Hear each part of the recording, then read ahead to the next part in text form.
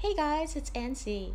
So today we're going to draw the bacon and eggs from Howl's Moving Castle.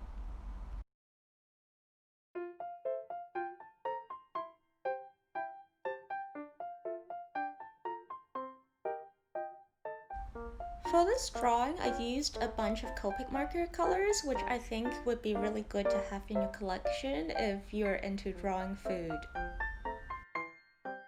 For the egg yolks, I used YL30 as the mid-tone, Y11 for highlights, and Y17 for shadows.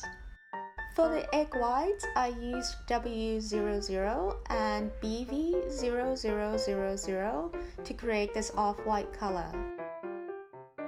For the bacon, I wanted to create a more realistic looking meat color, so I mixed a red color called R43 with a softer brown color called E30, and then for shadows, I used V91. For the fire, I needed to use a bunch of yellows and reds, and essentially I used the same three markers that I used for the egg yolks, plus two bright red colors. For line art, I used Copic Multiliners. For highlights, I used the Sakura Jelly Roll Pen, and then the paper is the 5th Art Watercolour Sketchbook. Let's start doing a sketch of the frying pan and the eggs and the bacon. I usually do a very light pencil draft because I don't want to have to erase very hard afterwards.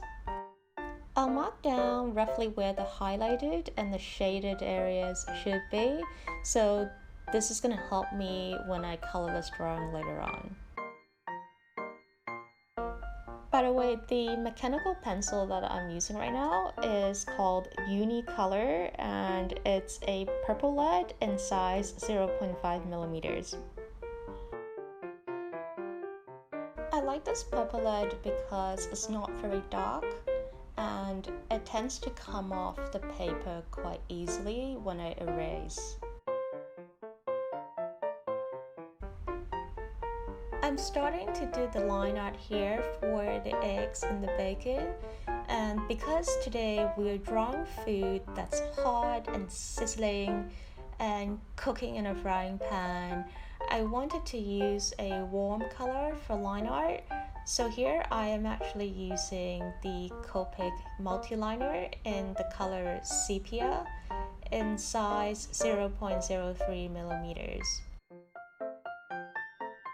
If you're trying to draw food that looks a little bit realistic, I think the most important thing that you have to understand is that food is rarely ever a geometric shape. You have to show that through your line art.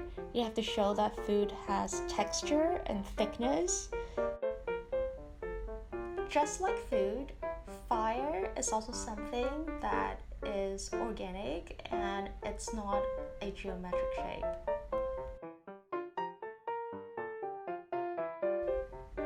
So as we all know, this fire that we're drawing here is no ordinary fire.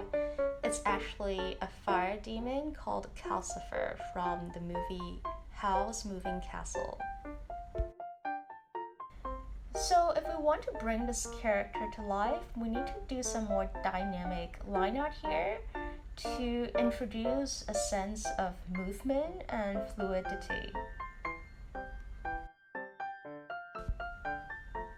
Our bacon is pretty crispy and it has a bit of a bumpy texture, so we also need to show that in our line art as well.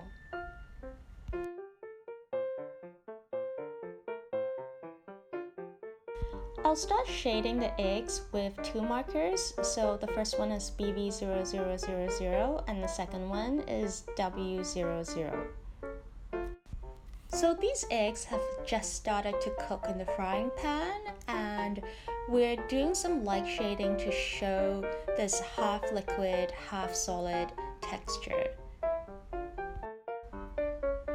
When we first start coloring the eggs, we just need to put on 1 or 2 layers of color quickly. You don't really have to put on too many layers because if there's too much color, then the eggs are going to end up looking kind of hard and solid.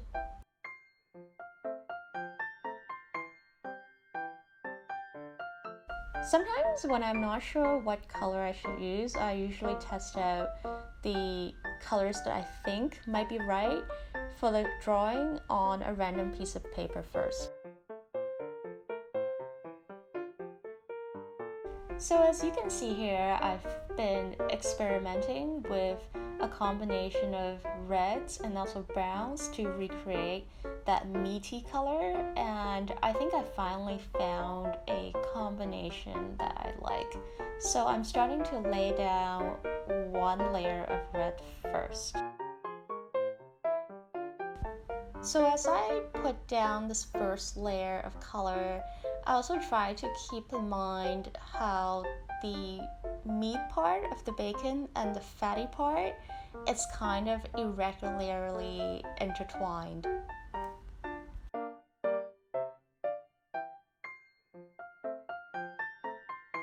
To create a more realistic looking meat color, I'm going to soften this bright red color with a slightly less desaturated earth tone called E30. And in order to show the bumpiness and the texture of the bacon, I am going to add some shadows with a violet color called V91.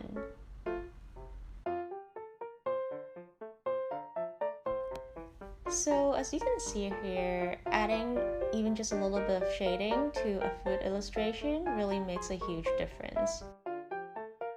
So now we're starting to color in the fire, and to me, I think this was probably the hardest part of the coloring process for this drawing, because I needed to blend together 4 or 5 different colors fairly quickly in order to create a smooth gradient. So I'm gonna start with this light yellow color first called Y11, and then blend it out with like YR30 and Y17 quickly before the ink dries. Anyways, so in order to add some reddish orange glow to the fire, I used RO2, which is a soft orange, and then also RO5, which is a brighter red color. So because fire isn't a solid object, I really wanted to show that through my coloring as well. So here I keep blending out the RO5 with the RO2 to make the gradient more natural and softer.